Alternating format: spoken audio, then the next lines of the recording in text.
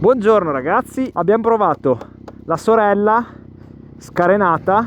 Oggi proviamo invece la versione carenata, che attenzione, non vi deve trarre in inganno e non dovete considerarla, ma l'avrò già detto e lo vedrete già nella ripresa statica, non dovete considerarla come una Daytona dei tempi che furono. Quindi mi raccomando, non paragoniamo la RS6 e cose così. Mettiamo in moto. Abbiamo un motore che cresce di 15 cavalli, ma la cosa interessante è che la coppia da qua in poi, da 3100 in poi, è tutta all'80 e passa per cento, quindi non abbiamo purtroppo il quick shift che è disponibile come optional, quindi si va di frizione che è molto morbida, si riesce a usare con due dita senza problemi. Io vi consiglio comunque il quick shift. E allora cerchiamo di capire come si comporta questa moto, che vi dico già ha un indirizzo assolutamente specifico per chi percorre spesso strade con curve ad ampia percorrenza, ad ampio raggio. Altrimenti vi consiglio la versione scarenata, che ha molto più senso secondo me su strada.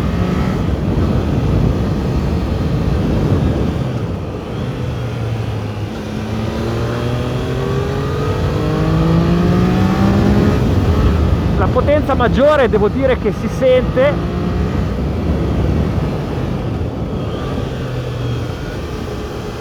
La giornata purtroppo è quella che è, come vedete. Guardate, prova di ripresa appositamente, sono rimasto in quarta qua per farvi vedere come esce bene, guardate. Esce molto bene, e la differenza, diciamo che è il lato positivo nel non avere un motore che può essere sportivo da 130 cavalli. Questa qua tra l'altro è possibile averla anche per la patente A2, quindi a 35 kW, e il lato positivo è che avete un motore sicuramente molto fruibile per la strada. Le vibrazioni sono completamente assenti, ma la moto in sé dovete sapere che è la stessa della versione naked, fatto salvo appunto anche il telaio, lo stesso in acciaio. Le gambe, la forcella è un pochino più in piedi, e quindi l'interesse della moto si riduce chiaramente perché il forcellone rimane lo stesso, della stessa lunghezza, quindi la moto è tutta un pochino più corta. La posizione, avete i manubri, semimanubri che sono sopra piastra, quindi la posizione è un po' più comoda rispetto a una sportiva pura.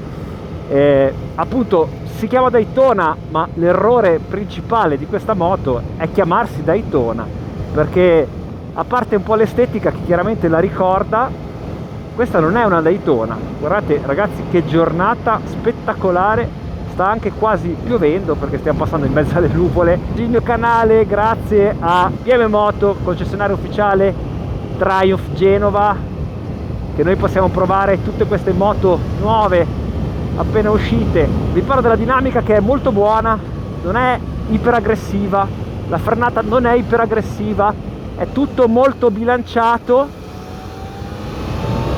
e non è estrema per niente, anche se chiaramente me la sarei aspettata. No, non me la sarei aspettata più estrema perché sapevo la moto che era, e gli avrei a questo punto dato un po' più di protezione aerodinamica, cosa che non ha, visto che l'indole di questa moto dovrebbe essere utilizzo stradale, perché non è una moto da pista, e invece no, non gliel'hanno dato. È tutta la moto che è molto bilanciata. Adesso io dirvi che questa moto è una moto iper emozionante mentirei, sapete che io non mento, ma devo anche dirvi che non avendo difetti, perché comunque non ne ha di difetti ragazzi, l'ho provata prima, scalda pochissimo in mezzo al traffico, tutto sommato è leggera anche se potrebbe fare meglio, è 200 e qualcosa chili col pieno da 14 litri, consuma poco, ha un'ottima coppia per essere un 660, vi tira fuori molto bene,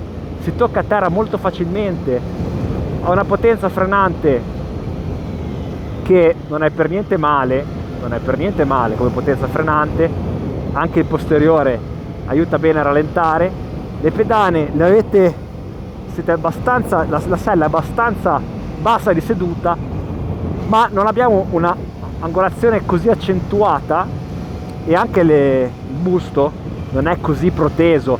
Adesso appena le velocità salgono da 70-80 km orari, anche l'aria che se ne prende vi aiuta comunque a stare un po' più su. È una moto molto facile che io consiglio anche a un neofita come l'RS660, che trovo uno step avanti come sportività. Anche questa la consiglio come prima moto perché è molto facile, dolce, prevedibile, è neutra negli inserimenti in curva.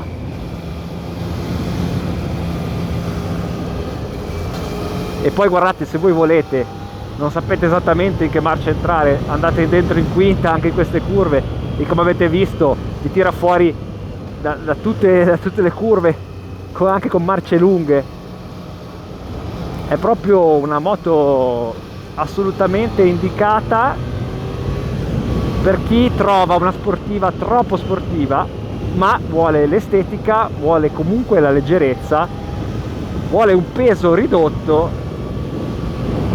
È anche una moto che, per dire, io la vedo come per esempio anche la Honda CB650 o un ex collega per esempio, non so se mi segue, che lui la usa tutti i giorni per andare a lavoro perché gli piacciono le moto sportive, non troppo sportive perché appunto lui non vuole una moto estrema ma vuole una carenata. Insomma, io una moto del genere la metto sullo stesso piano. Adesso le sospensioni Showa PPF Big Piston non sono regolabili e anche il mono probabilmente, se siete più pesanti di me, si siede sottoposto a un peso maggiore, secondo me si siede un pochino, è un po' quello il suo limite. Però insomma è una moto che se volete magari per portarla in pista per divertirvi potete spenderci qualcosina e magari riuscite ad avere soddisfazione dalla ciclistica di questa moto, che andando più forte magari va un po' in crisi. Vibrazioni veramente poche, e poi il cambio e poi la gestione del gas è molto pulita, molto fluida, come un off ne ha pochissimo. Guardate anche in terza come viene fuori bene, e poi canta abbastanza. Certo il motore, il rumore, il sound non mi fa impazzire, ma credo che sia già Euro 5 Plus, quindi spostamenti in sella longitudinali sono molto comodi, molto agevoli, la postura. Ecco, devo fare una piccola critica sul serbatoio in questa posizione, quando cerco di muovermi un pochino non è perfettamente sagommato. Vedete qua dove vado ad appoggiare la gamba, sento un po' lo spigolo del serbatoio. Dobbiamo anche stare un po' attenti perché comunque l'asfalto non è dei migliori.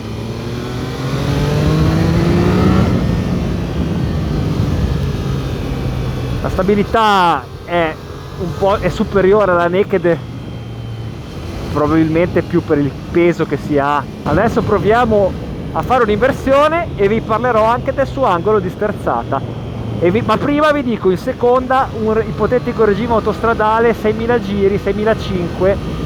Guardate che bei cavalli che si danno i bacini e si hanno un po' di vibrazioni avvertibili. Adesso vi dico dove perché non l'ho notato.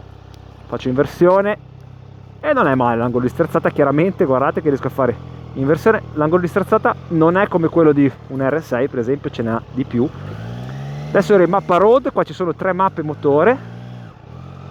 Andiamo a mettere in mappa sport per vedere cosa cambia. L'erogazione è un po' più appuntita, direi di sì, però la cosa bella è che non interviene, non entra in gioco nessun effetto on off, quindi comunque si riesce in queste curve scorrevoli, si riesce a giocare bene col gas. Qua l'asfalto è abbastanza umidino, si riesce a giocare bene col gas, vi stavo dicendo, senza avere nessuno on off, quindi questa è una cosa che mi piace.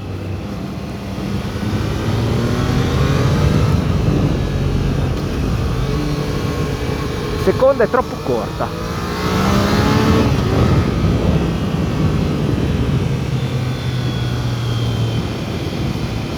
non volevo farlo oggi, ma invece ho ritenuto giusto darvi anche un assaggio di quello che è adesso il mio rientro in città. Voglio capire nuovamente, come vi ho detto prima, non l'ho sentita scaldare particolarmente, cosa che anche adesso devo dirvi che un pochino mi arriva solo sulle caviglie. E vi dico, voi mi starete chiedendo, ma perché ci parli del calore ora? Beh, perché l'ho ritenuta di nuovo accesa, ferma almeno 5 minuti per fare ripartire il video, quindi questo dato che non vi viene mai comunicato come sentono le temperature. Adesso ragazzi, io l'ho tenuta ferma parecchio e vi dico che la zona di calzata è assolutamente fresca ed è importante saperlo. E vi dico anche che su questi dossi ha una buona capacità di assorbimento, questo chiaramente in relazione al fatto che ha 110-130 mm di escursione delle sospensioni, quindi è un dato indicativo che le sospensioni, seppur semplici, lavorano bene. E la posizione, anche avendo fatto un pezzo di tanta discesa e non essendo io abituato a questi semimanubri seppur alti, le trovo veramente giusto. Guardate che sono partito sbagliando senza buttare dentro una terza, quindi il mio giudizio di questa moto alla fine si sta rivelando. È per questo che le moto vanno provate e provate anche per un po' più tempo, delle girette da 20 minuti, perché se all'inizio uno può essere magari un po' scettico, cosa che non vi nascondo ero io, l'ho rivalutata perché non noto particolari punti negativi in questa moto, trovo un grande equilibrio, un gran bel bilanciamento. Questa moto io ve la promuovo e vi invito nuovamente a venire qua in Corso Europa a provarla finché hanno questa demo, a provare la Daytona 660. Adesso andiamo a selezionare la mappa. Ah no, sono già in rotta. Proviamo anche, che non l'ho provata per curiosità, la Rain. Guardate ragazzi l'elasticità che ha questo motore, e vi confermo che vibrazioni sono assolutamente sopportabili. E poi guardate che bello, una moto stretta, piccola, non sono abituato, potete passare in mezzo alle macchine e se siete 1,70 toccate saldamente il terra così, anche perché anche grazie alla sella che può essere 81,5, mi sembra 79, una roba del genere, le gambe non patiscono. Guardate come riprende dal basso, guardate che roba, sesta 40, il motore non sta faticando per niente e come vi dicevo 3000 giri, l'80% di coppia. Io qua posso muovermi volendo tutto in sesta ragazzi, e ho spinta ragazzi, ho spinta per venire fuori da un sorpasso. Se mi state chiedendo dove sento il calore ora, lo sento un po' qua, ma appena poi si va 50 all'ora, dopo pochi un minuto sparisce. Ecco qua, siamo da BM Moto, venite a trovarli. Per Angie questo è un sì, alla prossima, ciao ragazzi. Siamo qua insieme alla Triumph Daytona 660, mi sembrava giusto provare anche lei, ma adesso appunto switcho così potete vedere lei e non me, non il mio faccione. Dopo che ho provato la sorella Naked, provare anche la versione carenata. Questa moto non va interpretata e non va vista come la Daytona dei tempi che furono, quindi motore da 130 cavalli, una roba del genere, completamente da pista, e mi ricordo che quei tempi se la batteva ad armi pari con le altre del segmento. I tempi sono cambiati e quindi adesso arriva questa versione che il suo peccato veniale, ma l'avranno detto in tantissimi, è il nome Daytona 660. Lo trovo sbagliato, inappropriato, perché la loro Daytona era quella che poteva essere un'alternativa a RSI o moto del genere. Ma qua cosa abbiamo? Abbiamo un telaio che è lo stesso della sorella nuda, quindi in acciaio, così come anche il forcellone. Forcella da 43 show wheel piston. Differisce rispetto alla versione naked perché abbiamo meno corsa nelle sospensioni, quindi abbiamo 110, questa sì che è una corsa da moto sportiva, abbiamo 110 mm all'anteriore e 130 al posteriore. Ecco, mi sono spostato sul mono così lo potete vedere, che sì, non è un gran bel vedere perché è soltanto la possibilità di regolare la precarica molla, ma come vi ripeto non va intesa come una moto da pista pura, però ne porta anche innumerevoli vantaggi, ovvero che su strada è facilmente sfruttabile. Avete l'80% di coppia già disponibile a 3000 giri, e questa versione rispetto alla nuda ha 15 cavalli in più, avete ride by wire, il traction control, e quindi per 9.800 euro, che prezzo che trovo io tutto sommato allineato e giusto e corretto, è una moto valida. Avete una buona ergonomia, avete quindi anche una posizione in sella che non è estrema, non è scomodissima, perché i riser sono sopra la piastra di sterzo, tra l'altro carina con gli scarichi qua per di alleggerimento, ma devo dire che tutta la moto in realtà è carina, è fatta bene e non merita molto giustizia nella colorazione nera, sicuramente meglio nella versione rossa che ho visto in concessionaria. Vi ricordo Triumph Genova, andate a vederla che c'è, è venduta ma dovrebbe ancora esserci. Gommatura più sportiva, Michelin Power 6, sicuramente più sportiva. È una moto che consiglio per chi, come vi ho detto nell'onboard, vuole una moto che abbia le sembianze di una vera sportiva ma senza gli eccessi e le scomodità, i consumi di una vera moto sportiva. Inoltre il catalogo accessori è abbastanza ricco, perché c'è sia borsa da sella, borsa da serbatoio. Vi faccio vedere come si sta in sella. La zona di calzata è molto stretta. Mi sono messo in questo paesaggio che direi che è spettacolare, lunare, e come vi facevo vedere nell'onboard l'angolo della gamba non è eccessivo e non si sta piegati come su non si sa cosa sta succedendo, non si sta piegati come su un R6 o una moto simile. Ragazzi, la prova si conclude qua. Ringraziamo BM Moto che, come vedete, anche in condizioni invernali e estive si è dedicata per la causa, consigliata, come vi ho detto già innumerevoli volte, a chi sta cercando una sportiva stradale, non una super sport, che sono due cose diverse, separate. Quindi per queste persone questa moto, l'RS660, un po' più sportiva da italiana, le trovo centrate per quello che devono fare. Da Angie è tutto, alla prossima, al prossimo video. Ciao ragazzi!